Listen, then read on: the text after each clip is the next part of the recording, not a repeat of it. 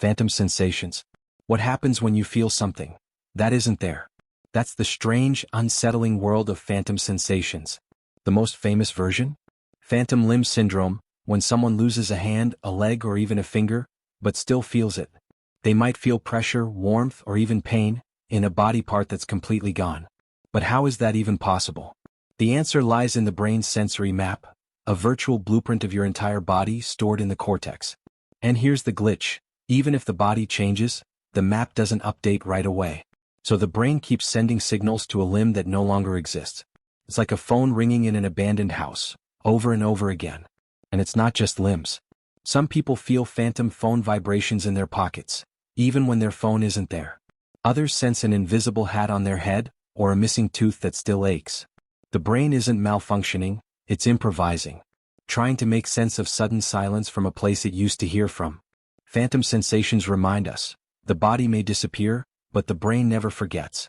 It holds on to its internal map of who you are, even if that map no longer matches reality. Déjà vu. You walk into a room. A specific smell hits your nose, and suddenly, you feel like you've been here before, even though you know, for a fact, you haven't. That strange sensation? It's called déjà vu, which is French for already seen. But what is it really? Scientists believe déjà vu is a brain glitch, a temporary misfire between your short-term memory and long-term memory systems. Instead of processing a moment as something new, your brain accidentally files it as a memory. It's like a brief hiccup where your present gets mislabeled as your past. One theory? It comes from a timing mismatch. Your brain processes the same information twice, with a tiny delay between them. So the second signal feels like a recollection, not a perception. Another theory suggests déjà vu happens when your brain recognizes patterns similar to past experiences, but can't quite pinpoint the source. It's familiarity, without context. And here's the kicker. People with healthy brains tend to experience déjà vu more often, not less. It's a sign that your brain is working overtime, constantly scanning, comparing, and predicting reality. So next time it happens, don't panic. It's not proof of a past life or a glitch in the matrix. Just your brain doing what it does best, getting a little ahead of itself. False memories. Have you ever been absolutely sure something happened, only to find out it didn't? That's not just forgetfulness. That's a false memory. A false memory isn't a lie. It feels just as real, vivid, and emotionally charged as a real one. But here's the twist. It never happened, at least not the way you remember. Most people think memory works like a video camera. You experience something, your brain records it, and later you hit play. But in reality, memory is more like a story editor. Every time you remember something, you're not playing back a recording, you're reconstructing the event from fragments.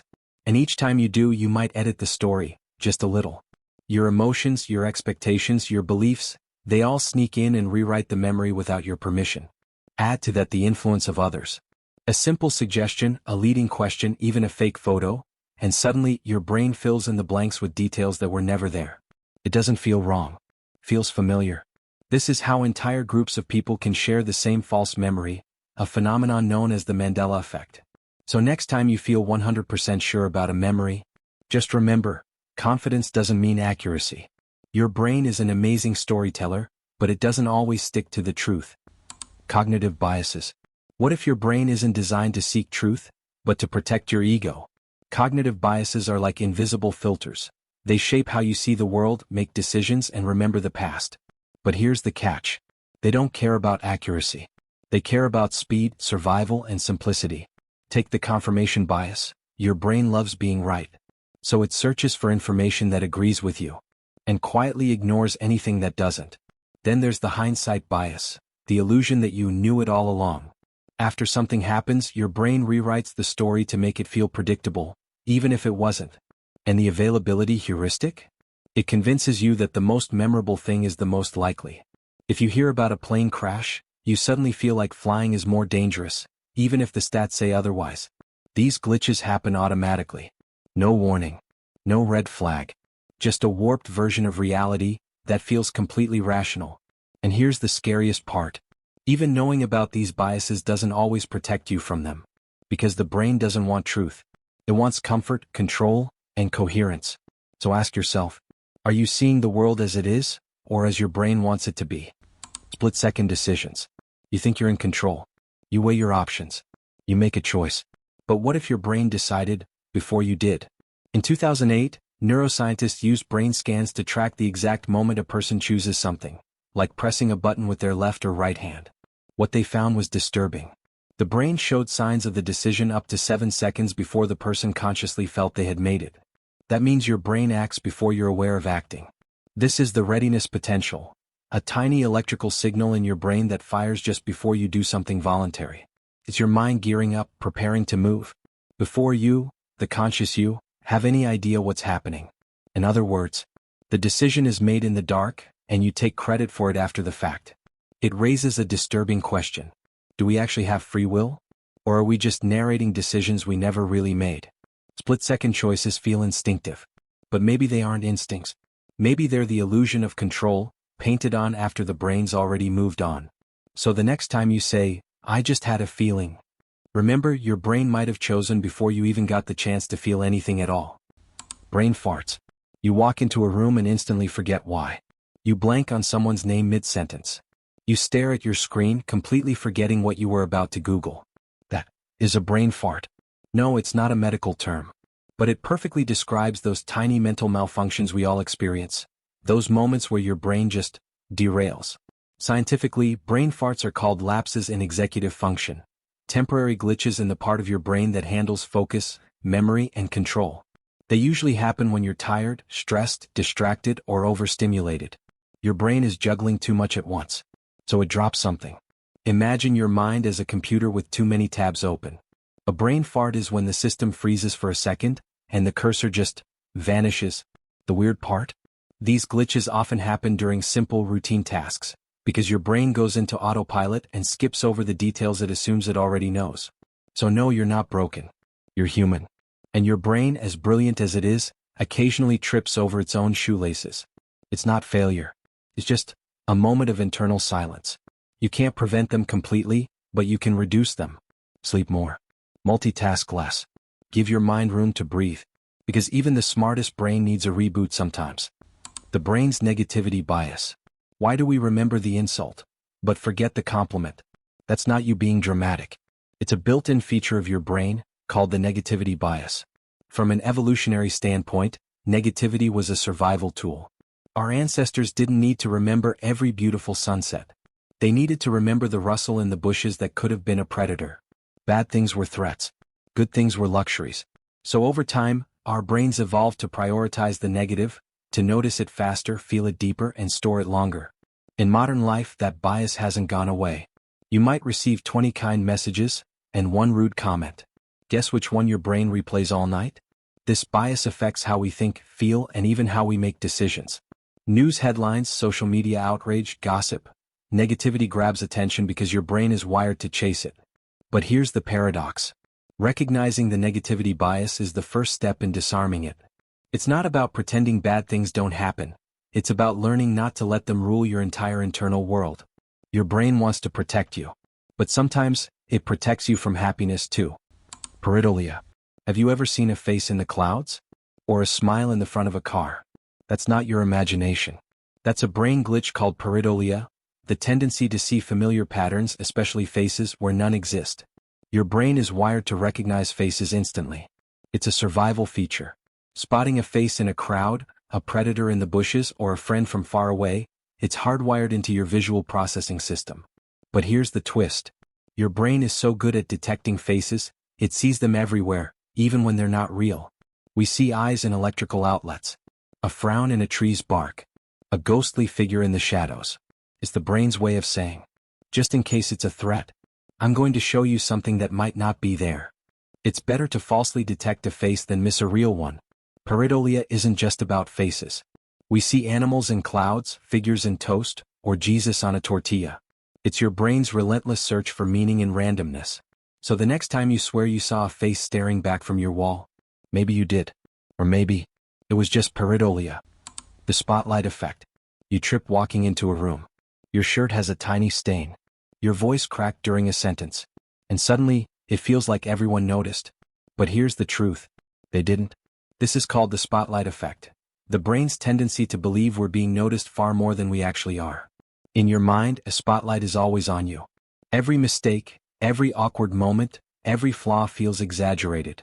But in reality, most people are too focused on themselves to notice or remember what you did. It's not vanity, it's wiring. Your brain is the center of your world, so it assumes it's the center of everyone else's too. But while you're replaying that embarrassing moment from 5 hours ago, they've already moved on to their own mental spotlight. Studies show we drastically overestimate how much others remember what we wear, say, or do. And ironically, that self-consciousness often makes us act more awkward, feeding the very thing we fear. So the next time you feel like everyone's watching you, take a breath, step back, and remember, the spotlight is in your head, not on you. The clustering illusion. Ever looked at a slot machine and thought, it's due for a win? Or noticed strange patterns in random numbers and felt like the universe was trying to say something? That's the clustering illusion, your brain's tendency to see patterns in pure randomness. Your mind is a pattern detection machine. It helped our ancestors survive by spotting predators in the bushes or remembering which plants were dangerous. But this powerful tool comes with a glitch. It often finds order where there is none. Random events don't feel random to us. If a coin lands heads 5 times in a row, your brain screams, tails is next. But statistically, the next flip is still 50/50ths. The brain craves meaning, control, and predictability, so it creates patterns to make the chaos feel safer. This is why gamblers believe in hot streaks, why conspiracy theories take root, why we sometimes think the universe is sending us signs. The clustering illusion tricks you into connecting dots that don't actually connect. So next time you see a pattern in the noise, ask yourself, is this real? Or is my brain just trying to protect me from the randomness of life? Because sometimes, chaos is just chaos. Confabulation. Imagine confidently telling a story about something you believe happened, only to find out it never did. This isn't lying. It's called confabulation. Confabulation happens when your brain fills in gaps in your memory with made-up details, but here's the catch. You're not aware that you're making things up. Your brain is wired to make sense of the world and keep your personal story coherent. So when it hits a memory gap, maybe you forgot a name, a place, or a whole event, it creates information to fill the blank. These invented memories can seem perfectly real, convincing even to you. Confabulation is common in people with memory impairments, like amnesia or dementia. But it's also something all of us do in small ways, every time our brain plugs the holes, to maintain a seamless narrative about who we are. So when you confidently recall a moment, remember, your brain might be filling in missing pieces with fiction, not fact. And that's the surprising power of confabulation, your mind's way of protecting your sense of self, even if it means bending the truth. Semantic satiation. Have you ever said a word over and over, until it started to sound completely weird? Like it lost all meaning? That's called semantic satiation, a strange brain glitch where repetition makes words feel meaningless. Here's what's happening inside your mind. When you say or hear a word repeatedly, the neurons responsible for processing that word get tired, they start to lose their sensitivity. It's like your brain's word detectors temporarily stop responding the way they normally do. This causes the word to sound like a meaningless sound instead of a meaningful unit of language. It's a glimpse into how our brains process language, not as fixed, permanent symbols, but as dynamic signals that can wear out in the moment. Next time a simple word starts to sound strange, you're not going crazy, you're just experiencing one of your brain's most curious glitches. The framing effect. Imagine 2 doctors give you the same news, but they say it differently. One says, you have a 90% chance of survival.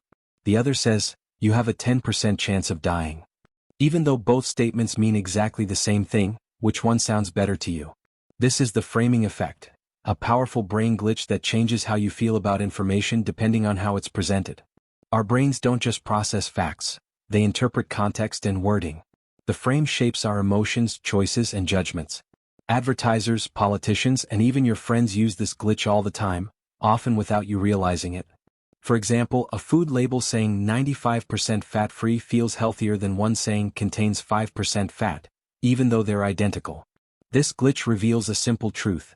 Your decisions aren't always based on objective facts, they're shaped by how information is packaged. So next time you make a choice, ask yourself, is this fact, or just the way it's framed? Because your brain might be tricking you again. The Zygarnic Effect.